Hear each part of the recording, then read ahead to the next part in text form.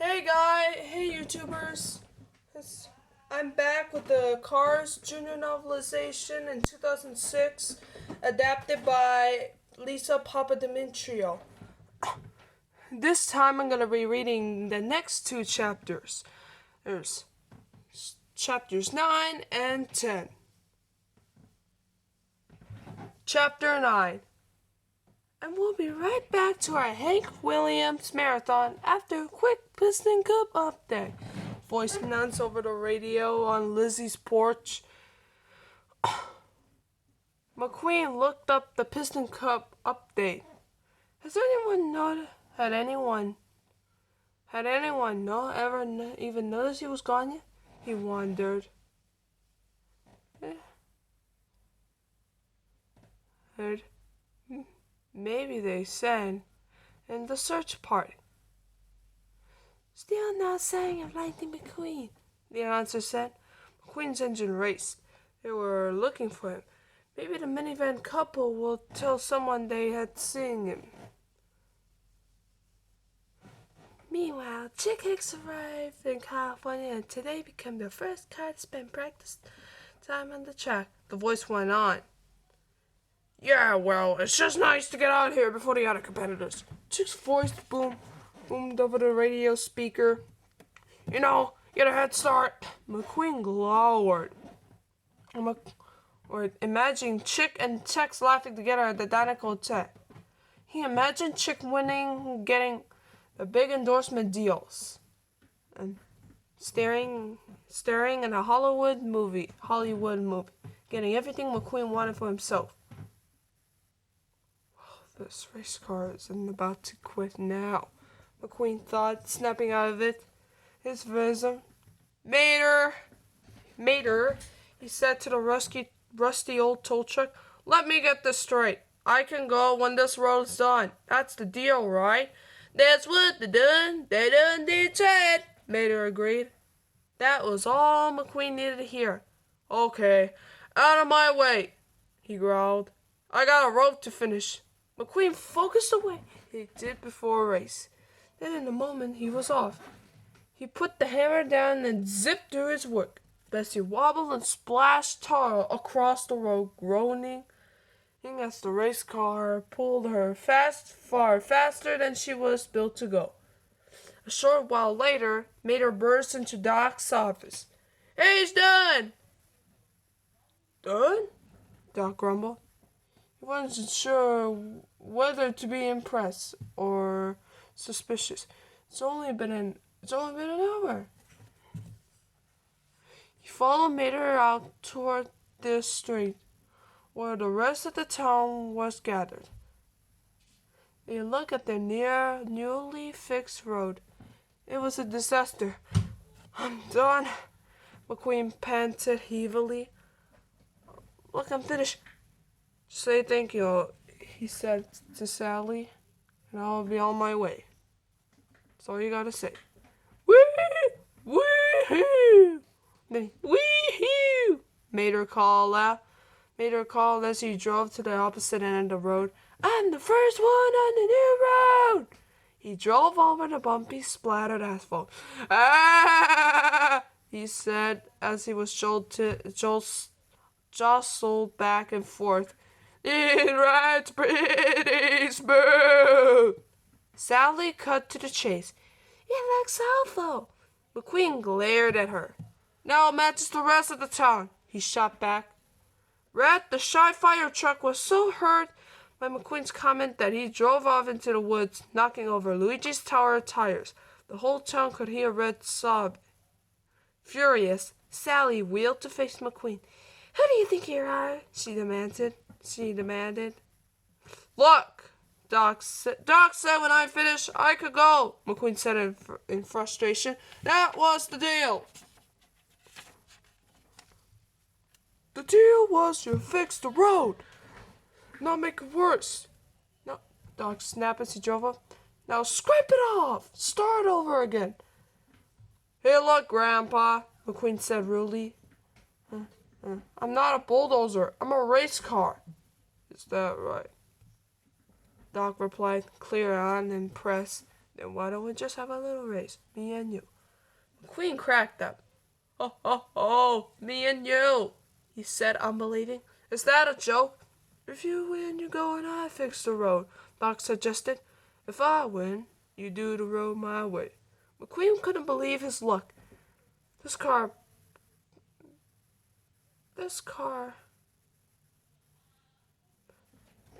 probably does 0 to 60 in about 3.5 years.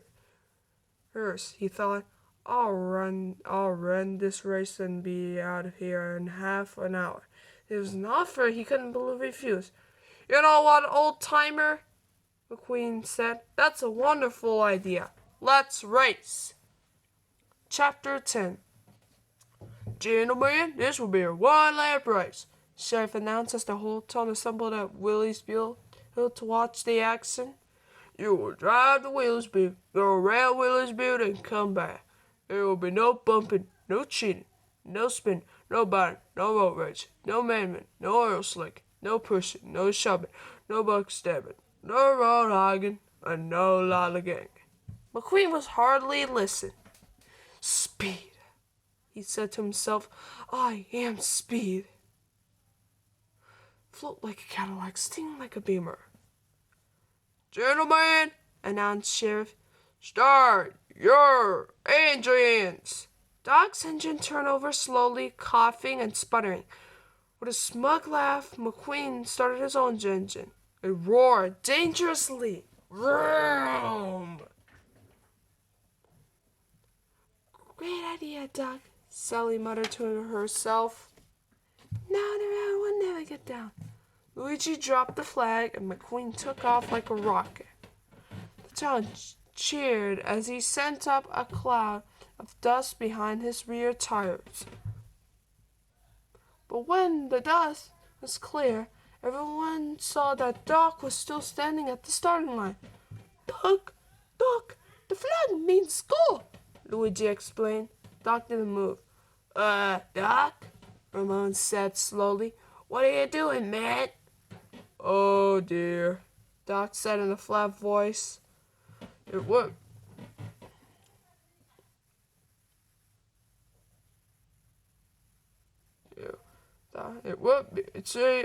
turn my mouth to a poor start. Doc said in a flat voice. "It would turn my mouth to a poor start." "Well, better than that than ever. He turned to the rusty tow truck. "Come on, Mater. You got your towback cable." "Well, yeah," Mater said as he and Doc rolled along the track far behind McQueen. "I always got my tow cable. Why?"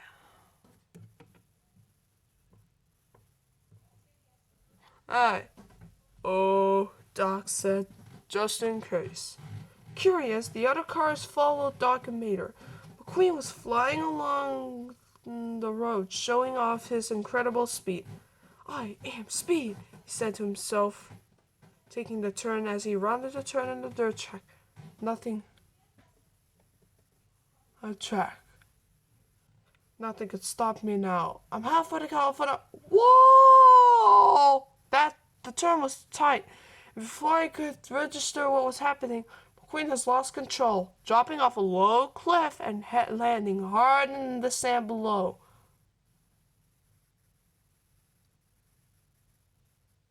In the sand cacti, in the same sand cactus.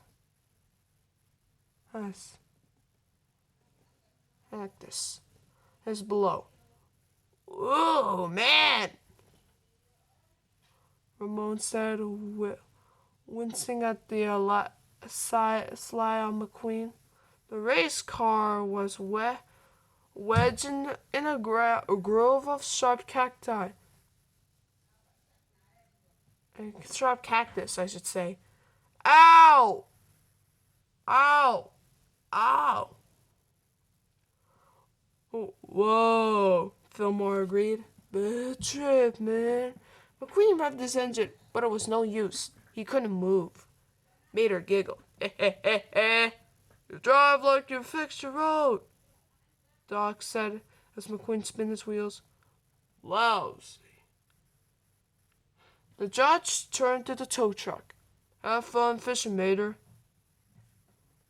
As Doc drove away, Mater cast down his tow line and dragged McQueen up the hill by his rear axle. I'm starting to think he knew you was going to crash, Mater said to the race car. Thank you, Mater. McQueen sat gratefully at the tow truck, pulled him back onto the track. Radiator Springs was turning out to be harder to leave than he ever expected.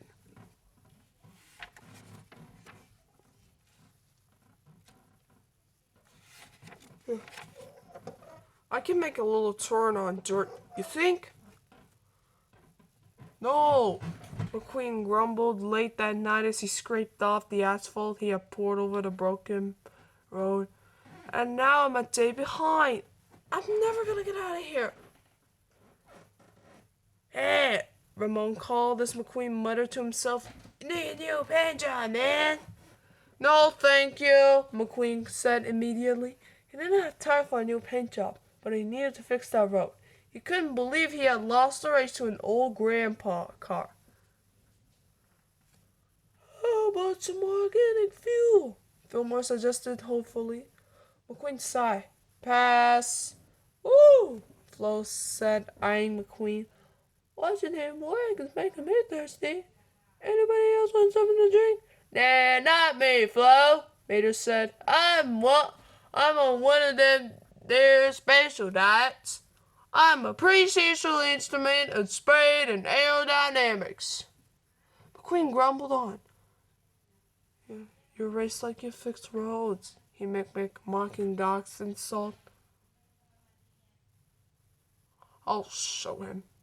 I will show him, he grunted, throwing himself into work. Soon he had finished the scraping. He hooked himself up